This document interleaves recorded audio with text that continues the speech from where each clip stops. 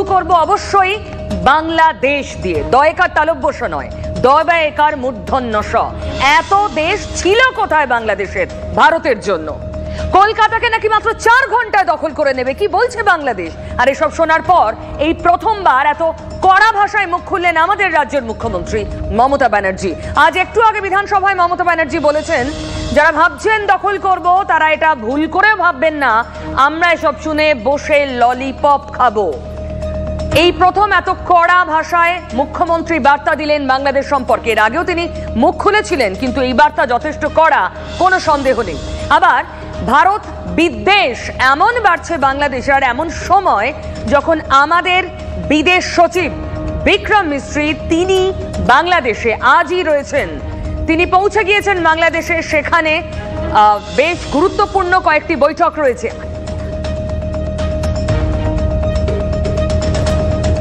বিক্রম মিস্ত্রি তিনি পৌঁছে গিয়েছেন ওখানে।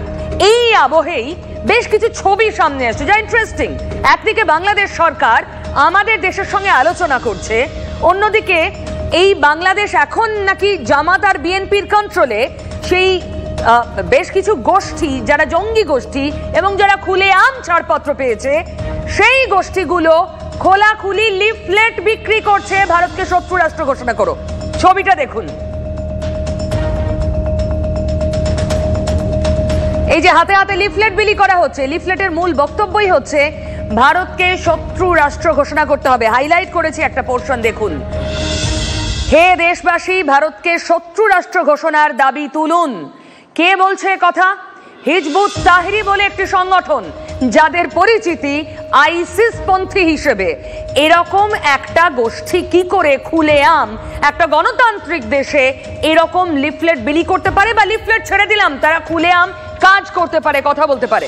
চলুন, আমার সঙ্গে সিজার মন্ডল রয়েছে, আমি সিজারের কাছে এই বিষয়টা থেকে আরো জানবো। সিজার, তখন বাংলাদেশ যে যুদ্ধের জিগির তুলুক, আমাদের শত্রু বানাক, যাই করার চেষ্টা করুক, তাকে হয়তো ততটা আমল দেওয়ার সময় এখনো আসেনি। কিন্তু এই ধরনের হিজবুত তাহরির, যারা আইসিস পন্থী, এ তো পুরো কন্টিনেন্টের জন্য এটা খুব বিপদ সংকেত। তারা যদি খুলেআম এভাবে কাজ করার লাইসেন্স পায়। একদমই, কারণ বাংলাদেশের যে 9খানা জঙ্গি সংগঠন নিষিদ্ধ ঘোষিত রয়েছে, তারা কার্যত 5ই আগস্টের পর থেকে, অর্থাৎ তত্ত্বাবধায়ক সরকারের আমলে প্রকাশ্যেই তারা তাদের কার্যকলাপ চালিয়ে যাচ্ছে। এবং তার মধ্যে অন্যতম হচ্ছে এই হিজবুত তাহরির, যারা 2009 সালে নিষিদ্ধ ঘোষিত হয়। গত কয়েক মাসে তারা প্রকাশ্যে তাদের মিটিং মিছিল চালিয়ে যাচ্ছে। এবং আজকের ছবিটা অত্যন্ত গুরুত্বপূর্ণ এই কারণে, যেখানে 5ই আগস্টের পরবর্তী সময়, অর্থাৎ ক্ষমতার পালাবদলের পর প্রথমবার ভারত বাংলাদেশ বিদেশ পর্যায়ের এই ধরনের উচ্চ পর্যায়ের একটা বৈঠক হচ্ছে ঢাকার পদ্মা অতিথি নিবাসে। সেই দিন সকালবেলাতেই দেখা গেল এই হিজবুত তাহরিরের যারা সদস্য সমর্থকরা রয়েছেন, তারা ঢাকা, রাজধানী ঢাকার প্রাণকেন্দ্র মতিঝিল মেট্রো স্টেশনের সামনে এই লিফলেট বিলি করছেন। এবং সেই লিফলেটের ভাষা তুমি যেটা বললে, ভারতকে শত্রু রাষ্ট্র ঘোষণা করার ডাক এবং মুসলিম ঐক্যর ডাক, এবং সেই সঙ্গে সঙ্গে খেলাফত আন্দোলন, খেলাফত ঘোষণার ডাকও দেওয়া হয়েছে, যেখানে দক্ষিণ এশিয়ায় বাংলাদেশ অগ্রণী ভূমিকা পালন করবে। অর্থাৎ বাংলাদেশে মৌলবাদী শক্তি যে ইউনূস সরকারের ওপর কতটা প্রভাব বিস্তার করেছে, সেটা কিন্তু আজকের এই ছবি থেকে খুব স্পষ্ট। এবং সেই জায়গায় দাঁড়িয়ে গতকালই আমরা বসে আছেন তত্ত্বাবধায়ক হিসেবে, আদৌ কোনো কন্ট্রোল আছে নাকি পুরো কন্ট্রোল এই হিজবুত তাহরি আর অন্যান্য গোষ্ঠীর হাতে? দেখো, খেলাফতে মজলিস থেকে শুরু করে হেফাজতে ইসলাম এবং জামাতে ইসলামের মতো যে মৌলবাদী শক্তিগুলো, তারা এই জুলাই বিপ্লবের মূল কার্যকারী শক্তি হিসেবে কাজ করেছিল। এবং সেই জায়গায় দাঁড়িয়ে বাংলাদেশের মেইনস্ট্রিম পলিটিক্যাল পার্টিগুলো কোথাও কিন্তু আজকের দিনে দাঁড়িয়ে তারা তাদের যে প্রাসঙ্গিকতা অনেকটাই হারিয়েছে। এবং সেখান থেকে এটা স্পষ্ট, এই ছবিগুলো থেকে টুকরো টুকরো যে ছবিগুলো আমরা গত কয়েকদিন TV9 বাংলার পর্দায় দেখাচ্ছি, সেখান থেকে এটা স্পষ্ট যে মৌলবাদী শক্তিগুলো কতটা আগ্রাসী মনোভাব দেখাচ্ছে এবং তারা শাসন ক্ষমতা কতটা নিজেদের নিয়ন্ত্রণে নিয়ে আসতে সমর্থ হয়েছে। এবং যে জায়গায় ইউনূস সরকার কার্যত পাপেট, এমনটাই কিন্তু কূটনীতিবিদদের একটা অংশ মনে করছেন। সিজার, তোমাকে আপাতত ধন্যবাদ জানাচ্ছি, সঙ্গে থাকো, আবার ফিরবো তোমার কাছে। এই মুহূর্তে কর্নেল রাজেন্দ্র ভাদুরী আমার সঙ্গে রয়েছেন, অবসরপ্রাপ্ত সেনাকর্তা। দেখুন, বাংলাদেশ যা যা ভারত বিদ্বেষমূলক নমুনা সামনে আনছে, এই লিফলেট ধরুন, দেখুন এটাও তো একটা এই তত্ত্বাবধায়ক সরকারের প্রচ্ছন্ন প্রশ্রয় বা মদত রয়েছে, না হলে হিজবুত তাহরির মতো গোষ্ঠী তো এরকম কাজ করতে পারে না। বিএনপি, একটু পরে দেখাবো আমাদের দর্শকদের, তারা ওখানে আমাদের দূতাবাস ঘিরে অভিযান চালিয়েছিল, এখানে আগরতলার দিকে তারা লং মার্চ করতে চাইছে। এগুলোতে আদৌ এই যে একটা ভারতকে মানে কুনজরে রেখে তাদের অ্যাক্টিভিটি আদৌ আমাদের ওপর কোনো প্রভাব বিস্তার করতে পারবে? আদৌ কি আমাদের কোনো থ্রেটেন ফিল করার জায়গা আছে? না, দেখুন, এটাতে এখন আপাতত তিনটে আলাদা বিষয় আছে। একটা হচ্ছে ইন্টারনাল পলিটিক্যাল রেটরিক, মানে political party, random political party বা ওই হিজবুত তাহরির টাইপের ফ্রিঞ্জ এলিমেন্ট, ওরা নিজেদের সাপোর্টার আর কোর ভোট ব্যাংক কনস্টিটুয়েন্সিকে কিভাবে এক্সাইট করতে চায়। দ্বিতীয় পক্ষ হচ্ছে ইউনূসের ইন্টারিম গভর্নমেন্ট, ওরা ওদের অফিসিয়াল স্টান্স কি। আর তৃতীয় পক্ষ হচ্ছে বাংলাদেশের মিলিটারি এস্টাবলিশমেন্ট, ওরা কি ভাবে। এখন টু বি ভেরি অনেস্ট, এই হিজবুত তাহরি বা বিএনপির র্যান্ডম নেতারা বা স্ট্রিটে ওরা কি লিফলেট করছে, এরা তো ডাইরেক্টলি বাংলাদেশের ফরেন পলিসি বা মিলিটারি পলিসি ডিকটেট করে না। তো সেই জন্যে এখন আপাতত আমাদের ফরেন সেক্রেটারি ওখানে গেছে, অফিসিয়ালি ইউনুস ইন্টারিম গভর্নমেন্টের সাথে ইন্ডিয়ান গভর্নমেন্টের অফিসিয়াল ডিসকাশন হচ্ছে। ওটা একটা গুরুত্বপূর্ণ।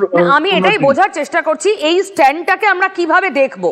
একদিকে অফিসিয়াল ডিসকাশন হচ্ছে, আমাদের বিদেশ সচিব পৌঁছলেন, এটা অফিসিয়াল প্রসেস। অন্যদিকে এই ধরনের গোষ্ঠীগুলোকে খোলা লাইসেন্স চুপি চুপি দেওয়া রয়েছে, মানে অনেকটা চোরকে বলছে তুমি চুরি করো, গৃহস্থকে বলছে ভাই তুমি সজাগ থাকো। এরকম স্ট্যান্ড কি বাংলাদেশের? যদি হয় তাহলে কেন?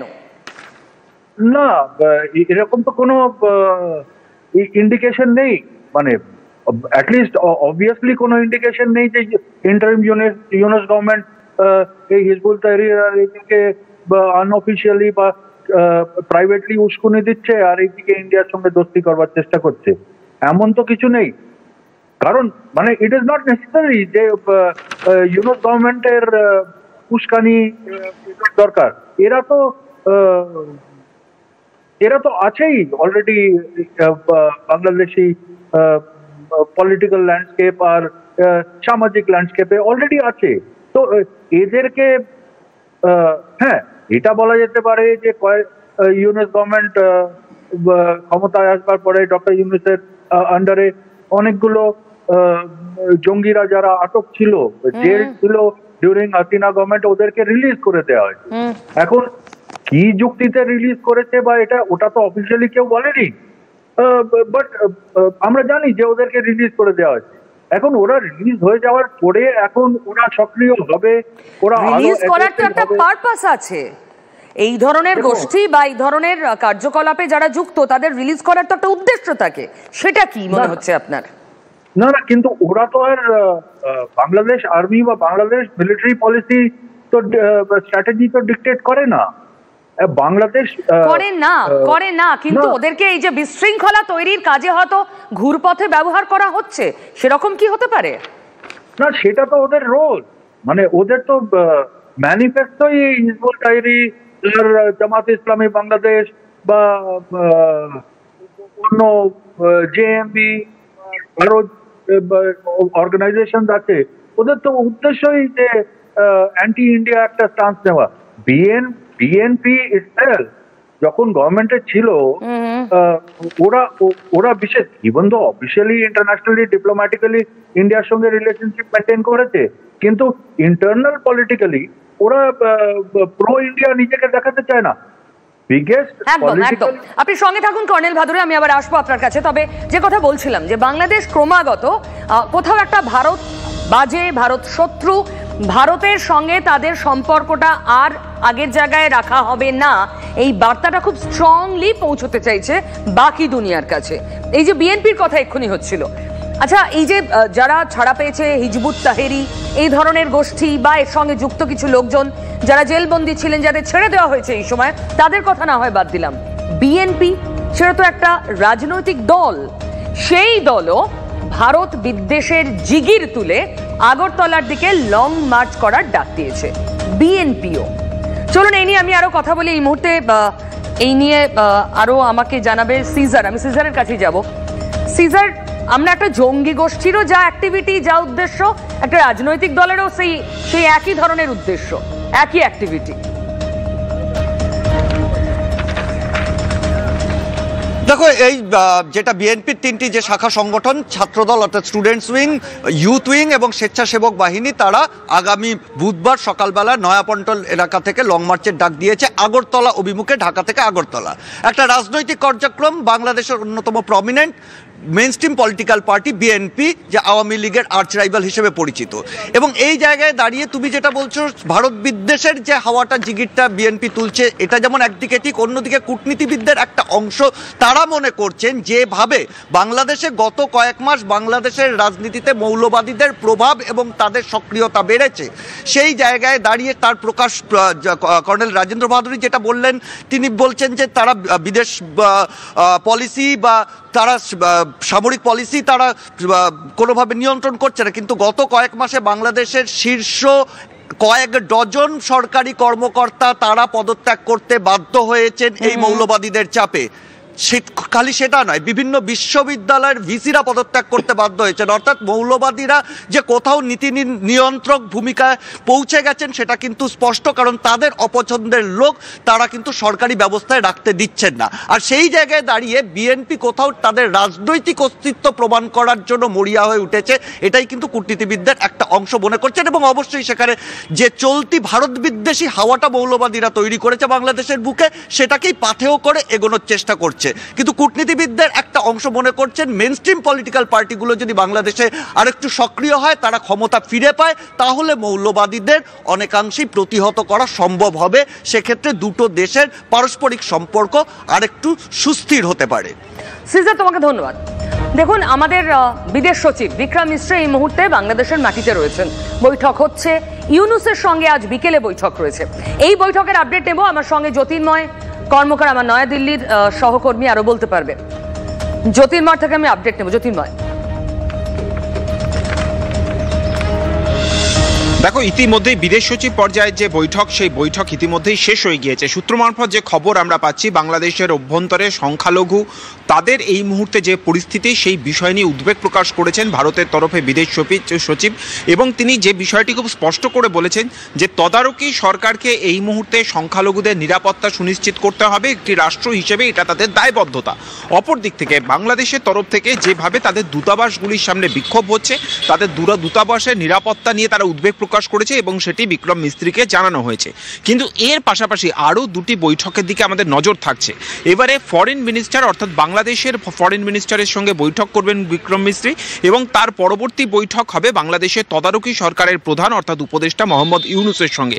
ভারত এক্ষেত্রে যে বিষয়টার উপর সবথেকে বেশি জোর দিচ্ছে তা হচ্ছে দুই দেশের বাণিজ্যিক সম্পর্ক যে কোনো মূল্যে তা বজায় রাখতে হবে। তার কারণ বাংলাদেশ ভূখণ্ডের সঙ্গে কোনো মুহূর্তে যোগাযোগ বিচ্ছিন্ন করতে চায় না ঢাকা। যদি এই যোগাযোগ বিচ্ছিন্ন হয়, আগামী দিনে বাংলাদেশ ভূখণ্ডকে ব্যবহার করে ভারতের অভ্যন্তরে জঙ্গি কার্যকলাপ চালানোর ক্ষেত্রে পাকিস্তান যে আরও বেশি সচেষ্ট হবে, ভারত বিরোধী কার্যকলাপের জন্য চায় না যে আগামী দিনে বাংলাদেশের ভূখণ্ডকে ব্যবহার করবে, সেই বিষয়টি পুরোপুরিভাবে স্পষ্ট। আর সেক্ষেত্রে একটি দেশকে যদি কূটনৈতিক সম্পর্কে বাঁধতে হয়, তাহলে তার মূল সেতু হচ্ছে বাণিজ্যিক সম্পর্ক।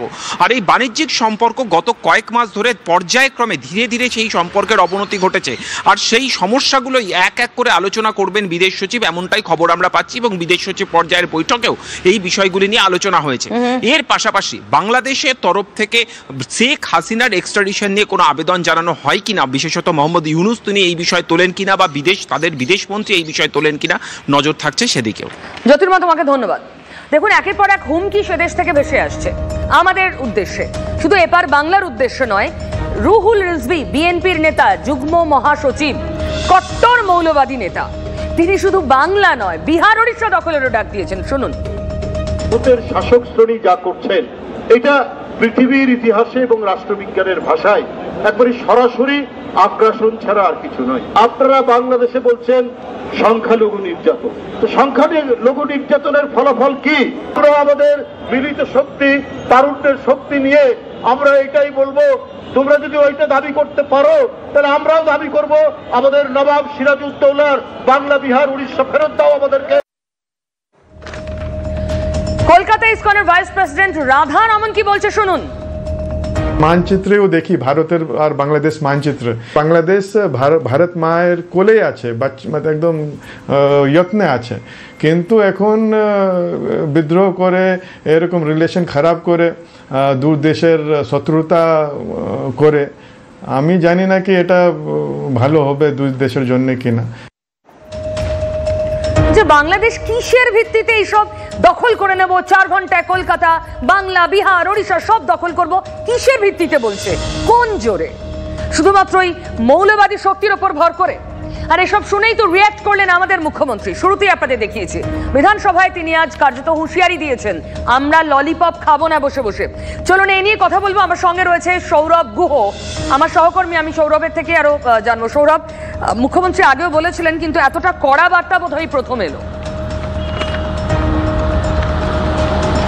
একেবারেই দেখো, বাংলাদেশের সংখ্যালঘু নির্যাতনের খবর এপার বাংলার হিন্দু মনে যে একটা তাদের ভাবাবেগে আঘাত পৌঁছেছে, এটা কিন্তু মমতা বন্দ্যোপাধ্যায় রাজনীতিবিদ হিসেবে বিলক্ষণ বোঝেন।